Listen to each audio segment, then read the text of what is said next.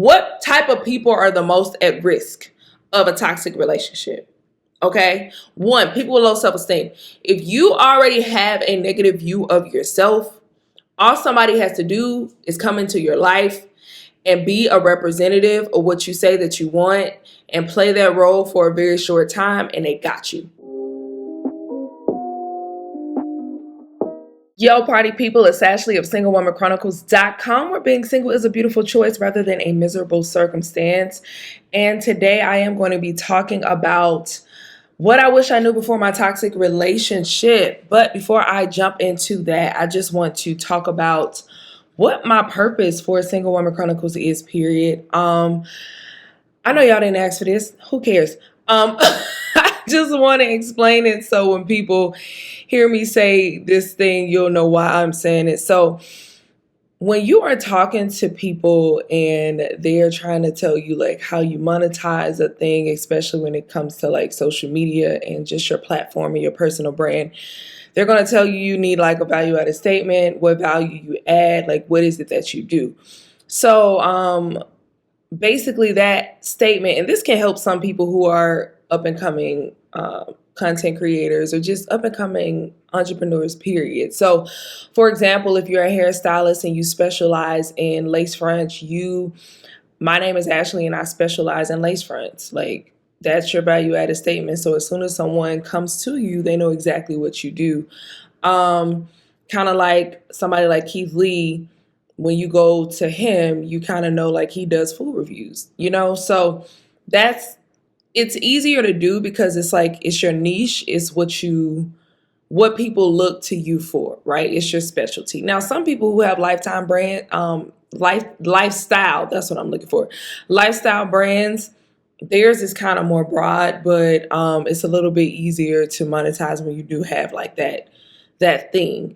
But even those girlies who have the lifestyle brands, they'll say, hi, my name is such and such, and I'm all about beauty, skincare, hair care, fashion, etc. And they're telling you what they do. So for Single Woman Chronicles, when I started this, I really just started it because I was tired of being a single friend and getting horrible advice from my serial monogamous friends. So this was in 2015 where you didn't have so much content on telling you like how to monetize, and people weren't making money like that on it. So there weren't all these strategies, right? So for years when I was trying to figure out my value-added statements, I've gone through like so many, but my motto has stayed the same, which is being single is a beautiful choice rather than a miserable circumstance. But I was always trying to search for the most authentic value-added statement for me, myself, and my brand, because I never want to come off as like salesy, because that's not what I'm trying to do. I'm trying to help. Like anytime someone emails me and say I help them in any kind of way, it always touches me. And it always makes me feel like, okay, I'm doing something valuable, right? So that's more so why I want it. And so I also think back to the girl I was when I started this. And I'm like, okay, this has been almost 10 years now. Basically, it has been like 10 years now. What did that girl at 25 need from you? And what can you provide her now? Which is a lot. And I'm like, I do so much. Like I'm, of course, helping with like dating and relationships, but also I can help you with like starting a business, starting a brand, entrepreneurship, fitness. And, I'm an intermediate girl fitness, but like I'm the reality of what fitness looks like for an everyday person, right? Yeah, just doing all of that. So I think over the weekend, I finally figured it out. And so you will be hearing me saying it. So I wanted you to know why I'm saying it. So basically, my name is Ashley of Single Woman Chronicles, and I provide a safe space for single women as we heal, grow, and thrive. That's it. I did not want to talk about my name is Ashley and I help women heal. My name is Ashley and I help women become whole. My name is Ashley and I help women do X, Y, and Z. The reason being is because I feel like the single woman experience is so many people telling us how we need to be, what we need to do. And like, as if being a single woman looks one way, it doesn't look one way. Being a single woman, the experience is different from every single woman, for every single woman. It's not just one thing, right? And so my whole platform has always been to provide a safe space. That's it. I just wanted a safe space back then. And and me offering that safe space is me telling you, like, hey, I've been there, girl. If you tell me that you feeling lonely today, I'm not going to tell you to go pray about it. I'm going to tell you it sucks. I get it. If you tell me you really want a relationship and you tired of waiting, I'm not going to tell you to go love yourself. I'm going to tell you, dang, like, that sucks. You probably been alone for a minute, working on yourself, focused on yourself, and you tired of doing that, and you tired of being alone because you feel like you've done all the work and you still waiting. Yeah, I get it, because I've been here. I'm in the field with you. Okay. So that's what I am. So you're going to hear me say that. And that's why, like, I provide a safe space for single women as we heal, grow, and thrive. Because for me, I'm big healed energy.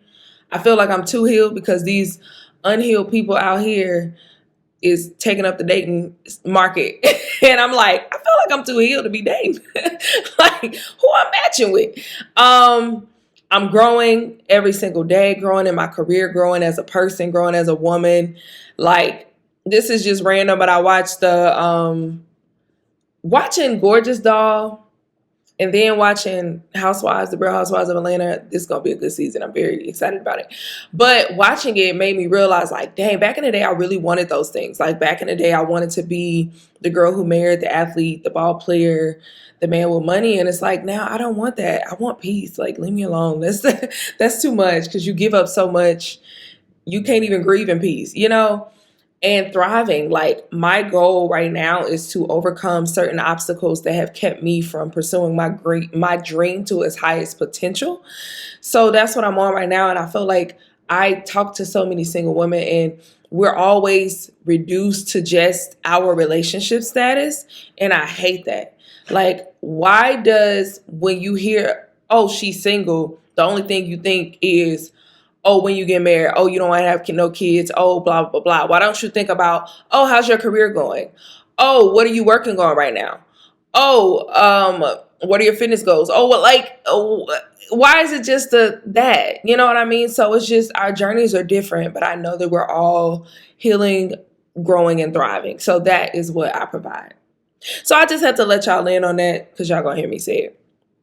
Also, last week, if you watched the episode, it was an amazing episode. Please go back and watch it if you have not. But basically, it was about overcoming disappointment in God, because I've been disappointed by God several times.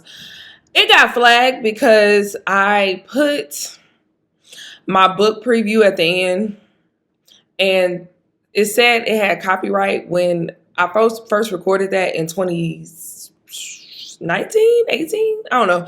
When I recorded it, there was no copyright on it, so somehow it got copyright now, child. So that got flagged, so that video didn't do numbers, but go watch it, y'all, because it was a really good episode. But I said that to say I did mention that I would be sharing my preview of every episode. Well, now I can't, because they're going to flag me for copyright. So I'm just like, whatever, leave it alone. Okay, let's get into today's topics. I got 3 pages of notes, so let's get this thing popping. What I wish I knew before my toxic relationships. Ships. The S is silent. Because again, most of my relationships have been toxic. My more recent one, the one from last year, the 2 business day relationship, that one wasn't toxic. It could have gone there, but I wouldn't allow it to go there because I'm too healed girl to do that. So I would get out. But first, let's define a toxic relationship. What is a toxic relationship? A toxic relationship is one that makes you feel unsupported, misunderstood, demeaned, or attacked. It's a relationship that basically threatens your well-being in some way, emotionally, psychologically, and even physically. Now, let's get this clear. Not every toxic relationship is abusive, but every abusive relationship is toxic, okay? I got this information from Very Well Mind. It's an article about toxic relationships, but I think that is important to understand, because I think some people stay in toxic relationships because they're not being abused physically, but many times you might be being abused emotionally or mentally. But sometimes you're not being abused in any of those ways, but this relationship is just very unhealthy. So toxic really means unhealthy. It means that the bad outweighs the good, but you continue to stay in it. Today I'm not talking to married people. There are some toxic marriages, but I choose not to stay in married people business because they're none of my business. I'm not married. I don't know what to tell you, but when you marry, you got to hold on. You have a covenant that you are going with. So I don't know. This talk about relationships though, but when the good is outweighing the bad, I'm sorry, y'all. I'm moving this so I can get, okay, there it is. Had to move it because the glare was causing like a cute little rainbow, but I didn't want that in my camera. Anyway, but when the bad outweighs the good, then most likely you are in a toxic relationship, right? So what are the signs that you are in a toxic relationship? I have like 10 or 12 signs, so I'm just going to try to go through them quickly. Sign number 1, you give more than you're getting, which makes you feel devalued and depleted. When you are in a toxic relationship, you constantly feel like you are fighting for the relationship. Like you're constantly looking for reasons to stay in the relationship, and that leaves you depleted. And if you have to ask yourself or give yourself reasons to stay, why are you staying? Okay, next, you feel constantly disrespected or that your needs aren't being met. So basically, you feel like you have these needs and the person isn't even trying to or attempting to fulfill them. It's kind of like a person who has a certain love language, like your love language is gifts, but your partner goes out of their way not to give you gifts because their love language may be acts of service. So they just keeps doing stuff for you, and you're like, that's not my love language. Stop doing stuff for me and just buy me something. That'll be easier for you. But they won't listen to you. You know, being disrespected. Your self-esteem is taking a hit. Okay. One way I can tell that I'm going to end up in a toxic relationship with somebody ugly son is when my self-esteem starts taking a hit. So I can tell this in the early stages. This is a great way to tell. In the early stages, if as soon as I started talking to them, at first they was giving me all the compliments. They was low-key like love bumming me. They was coming at me heavy. They was pursuing me. Then after about a few weeks, I started noticing them doing certain things like they don't compliment me no more. They questioning me like, oh, why don't you wear your hair this way? Or why don't you wear heels, et cetera, et cetera. And then I start to question myself, and I start to be like, I don't feel that cute. Why don't I wear heels? Why don't I wear my hair like that? That's toxic behavior. That's manipulation. They are pegging you or negging you. I said pegging, Lord have mercy. I meant negging. They are negging you.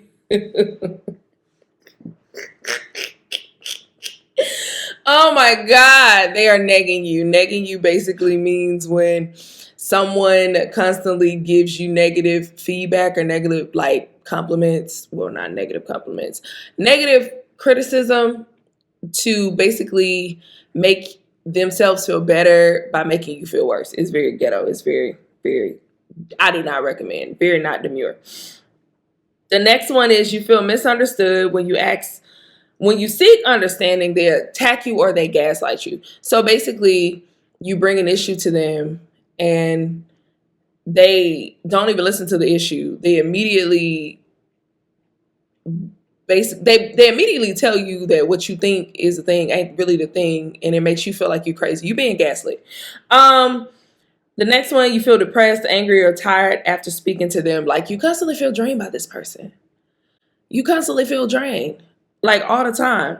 But on the other end of that, you also feel like you need them to feel alive. It's kind of like the song, I get so weak in the knees, I can't hardly speak. I lose all control and something takes over me. In the days, I am so amazed. It's not a phase. Boy, I want you to stay with me. It's like you're the cause and you're the cure. You are the cause and you are the cure. That's how you know you in that time. Toxic relationships are emotional roller coasters. There's never stability. There's never safety in the middle. It's either extreme highs or extreme lows. There's never here.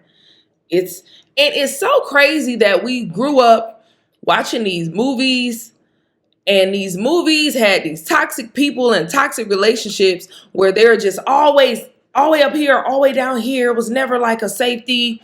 And that safety makes people feel boring. But it's like, no, you're just traumatized. You just got PTSD from all of the toxicity you've experienced, okay?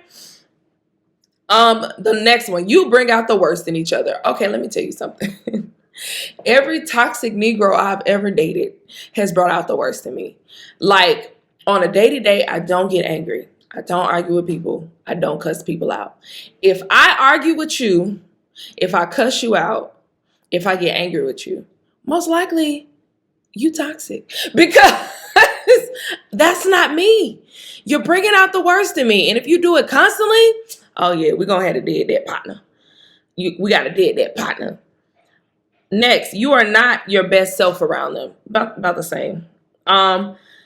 Next one, my favorite. You feel like you have to walk on eggshells at all times. You feel like you cannot be you. You cannot shake the table. You cannot say certain things. You cannot do certain things. If you feel bad about something, you better shut up. You better hold it in because you don't feel like arguing today. So you just going to let it go.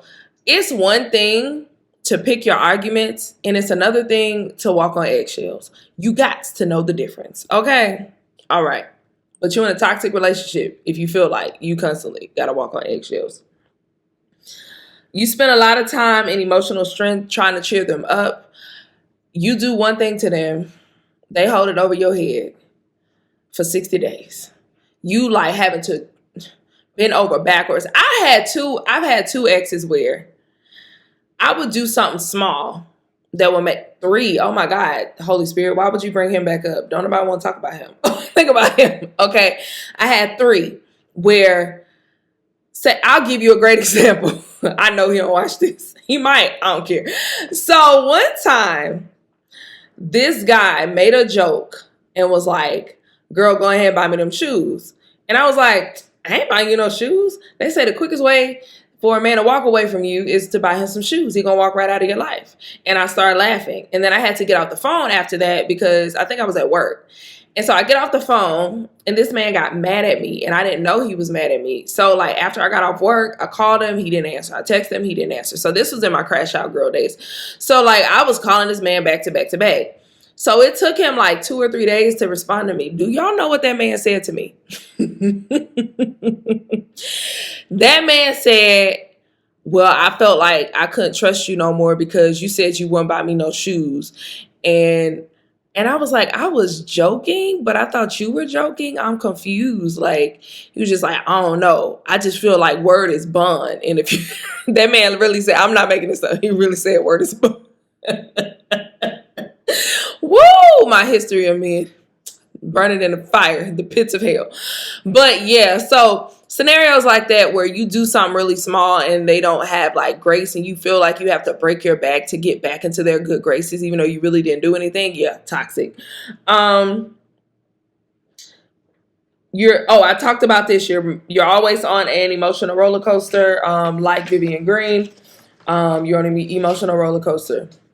And when you are away from them, you feel anxious, like you need them to regulate your emotions. They're the cause and the cure, okay? You are always to blame. They turn everything on you. Very toxic. Persistent unhappiness. You are not happy, but you are comfortable. Meaning like there's no joy in your heart at all about this. But being without them makes you uncomfortable. Baby, that's toxic. It's very toxic. You're not going to be happy all the time. But again, if the bad outweighs the good and you're constantly unhappy and constantly asking yourself, why am I staying here? It's toxic. Communication often turns into insults, accusations, complete silence, leaving issues unresolved and feeling unheard. It kind of goes back to the walking on eggshells. It's like y'all cannot openly communicate and tell each other your issues because you know it's going to lead to an argument. Like you cannot just sit down and have a grown up conversation. It's just going to lead to an argument. Toxic. No trust. Y'all don't trust each other as far as you can throw each other. Okay? Ain't no trust. And And maybe one person trusted the other person, but then the other person accused them so much that now the other person don't trust you either. Toxic. Okay? That happened to me. I had an ex where I'm always faithful. I've never cheated on nobody. I've thought about it. Definitely thought about it. Okay? Definitely. Shoulda. Feel like Keisha Cole shoulda cheated. But it did because of my integrity. But anyway, so and if you haven't guessed, these are the things I wish I knew before I entered toxic relationships, because I never would have entered them. If I knew what it was, and if I knew these signs, baby, listen, never would have saw me coming. Never would have saw me. Never. But yeah, I forgot what I was gonna say. Oh, no trust relationship where I was faithful. I wasn't doing nothing. But this man accused me every week because he was actually cheating on me. So by the time, so him projecting made me not trust him, made me catch him. Like, you, whatever. So let's move into the next thing that I wish I knew. Who is the most susceptible to toxic relationship? Like, what type of people are the most at risk of a toxic relationship? Okay. One, people with low self-esteem. If you already have a negative view of yourself, all somebody has to do is come into your life and be a representative of what you say that you want and play that role for a very short time, and they got you. Because when you think low of yourself, you feel desperate and you feel like, oh, the next person I get, like, you feel lucky to have someone. And when you feel lucky to have someone, you're always afraid to lose them. So when they start to exhibit these traits that I mentioned, you will not leave. So you're way more susceptible to a toxic relationship. Number two, people with past trauma. If you grew up without a father or a mother, abandonment issues, if you were like essayed, if you just had some type of trauma, you lost a parent, like, you are more susceptible to toxic relationships, because oftentimes toxic relationships are built on trauma bonding. You don't necessarily have anything in common but that trauma. So you leave with that. And those types of relationships are very heavy because there's a codependency. Okay, there's a heavy codependency. And that's the next type of people who end up in toxic relationship, codependent people. I was codependent. That's why I ended up in toxic relationships, because if I didn't, and that has a lot to do with my anxious attachment, but like, if I did not have somebody, I felt like I could not be alone. So I had to break that codependency in order to break the cycle of toxic relationships. Fourth, people pleasers. If you are a people pleaser, you are very susceptible, because these people know who to manipulate. Okay. And the last one, and these are just the only ones that I'm mentioning today, but it's probably more, people who saw toxic relationships growing up. I know someone who all they have ever seen and experienced growing up was toxic. So like, when they saw dating exhibited in front of them, it was cussing each other out, yelling, hitting each other, all of this stuff like that. So when they ended up in healthy relationships, they did not enjoy it because they felt like it was boring. But then when they do toxic relationships, they cannot let that person go, because that's the example that was set. We're always trying to recreate our childhood love scenarios. And if we experience that in our childhood, we're going to constantly try to recreate that until we heal from that. So yes. Now, next, let's talk about the effects of a toxic relationship. Definitely wouldn't have gone into that thing if I knew the effects of a toxic relationship. Okay. One, even lower self-esteem. You probably already went in with low self-esteem. Now your self-esteem even lower. Even lower. Next, lack of trust for self. After a toxic relationship, you will struggle to trust your own decision making, because you will be like, how did I end up here? How did I end up in this dirty, dusty, stinking situation? I can't trust myself. Next, PTSD. You will have PTSD. You will look over your shoulder at everybody. Okay. You will think everybody is that toxic person and they are trying to play you, which causes a lot of overcorrection. Like, a lot of people overcorrect instead of just like finding a happy medium. I talked about that last week. 4, sadness and depression. You will be depressed because it's like an addiction. When you leave a toxic relationship, it's literally like withdrawals from like drugs or alcohol, because it really, it increased your dopamine levels to have that person. You were kind of like addicted to that person because of the emotional extremes they put you through. So you will go through sadness and depression. And a lot of people underestimate how long it takes someone to get over a toxic relationship. It takes you a minute to get over a toxic relationship. So please, baby, take your time. Stop trying to rush this process. This is not a quick process. This is going to take a while. And that's okay. Because when you come out, you don't want all of these effects. You don't want all of these side effects. I said paranoia and mistrust. Isolation. A lot of times you will isolate because you feel embarrassed. You feel embarrassed that you stayed in it for a while. You feel embarrassed that you did not walk away sooner. You feel embarrassed that you allowed this to happen. So a lot of isolation. And the last one, and I hope it doesn't happen to you, but a lot of people end up becoming toxic because they were in a toxic relationship.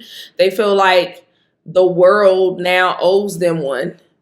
And I hate that that's like one of the results, because I hope that you get to a healed place where you realize that like not everyone's like that. You don't have to turn into what broke you. So how do you leave a toxic relationship? I'm telling y'all from experience how I left mine. Number 1, make up your mind. You will go, so just like an abusive relationship, they say it takes on average, I think 7 or 8 times for a person to leave an abusive relationship. I feel like toxic relationships are similar. It's going to take you a few times. So you have to make up your mind. I do not think you should even attempt to leave until you have made up your mind that you are really done. And you know when you're really done. In one of my relationships, I knew he was cheating on me. I did not even confront him. I let him cheat in peace because I wasn't ready to leave. I'm just keeping it a buck. I let him cheat in peace. What I'm finna bother him for? Because I know I'm not going nowhere. So now we just arguing for no reason because I'm not going anywhere. So when I make up my mind to leave, I'm going to just leave. And that's what happened. When I left him, he was so confused because he's like, she's leaving me now? Yeah, I decided. I made the decision. That's what I did. So make up your mind. You have to make up your mind.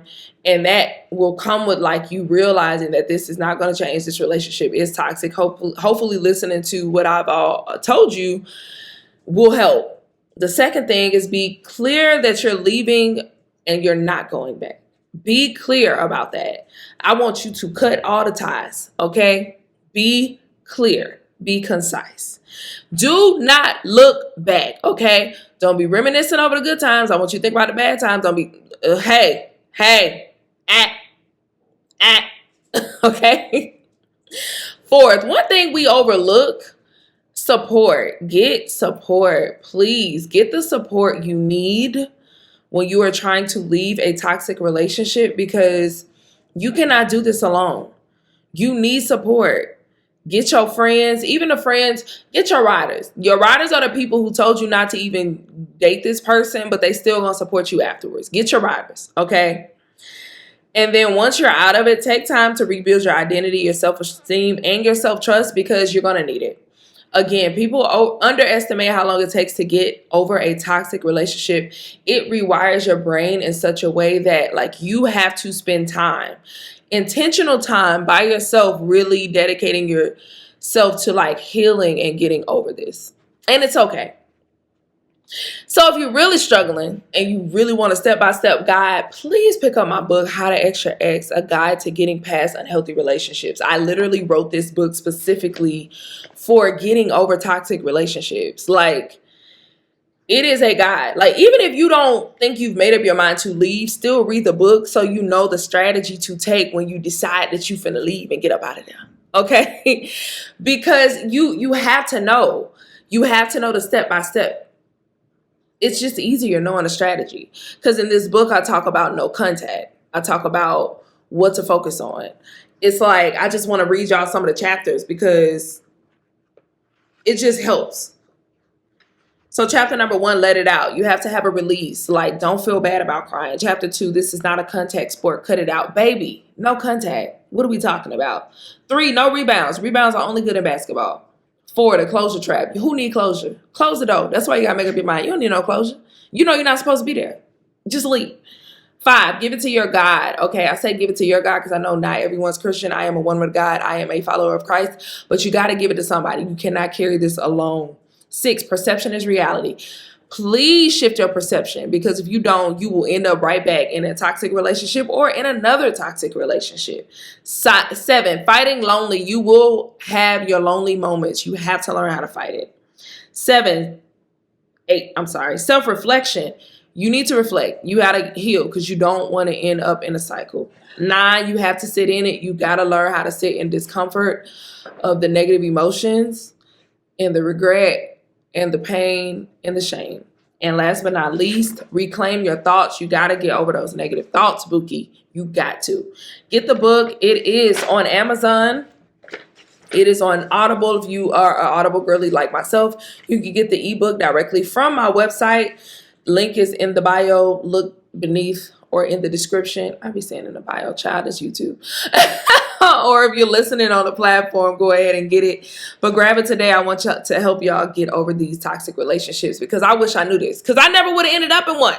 But even though you ended up in a toxic relationship, there is redemption afterwards. Bless you, Bridges. My dog just sneezed. But until next time, like, comment, share. If you know somebody in a toxic relationship, send them this because they need to know about it. They need to get up out of it, okay? And it's just good to know about. Send it to somebody young so they can avoid this, because I wish I would have avoided it, child, okay? Well, until next time, bye.